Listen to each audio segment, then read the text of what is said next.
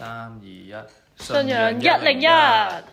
Charis，點解咧？啲基督徒個個都話自己係罪人，好似好 sad 咁喎。咁又唔係咁 sad 嘅，咁其實咧，基督徒話自己係罪人咧，就唔係貶低自己嘅，咁都有幾個原因嘅。如果喺呢個宗教入邊咁解釋，咁第一就係原罪啦，就係聖經入邊講咧，亞當同夏娃佢哋違背咗神嘅指令，佢哋犯咗罪，咁就會有原罪發生啦。所以咧，罪就進入咗世界之後咧，每一個人咧出世之後咧就會有罪啦，有犯罪嘅傾向。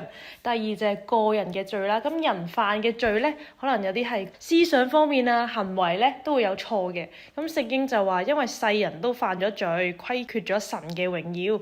咁有時有啲唔覺意嘅過失啊，即係做錯嘢啊，可能即係蝦人啊，嗰啲各樣嘢咧都係即係人自己個人嘅行為嘅過失嚟嘅。第三咧就係謙卑同埋悔改。咁承認自己係個罪人咧，其實係一個好謙卑嘅心態嚟嘅，承認我哋唔完美啦，需要神嘅救恩同埋寬恕。而最後啦，最重要嘅係咧，當基督徒咧話自己係罪人嘅時候咧，咁就唔好笑佢啊，話覺得自己貶低咗自己啊。其實咧係承認緊咧自己需要神啦，需要信靠神嘅救恩咁樣嘅。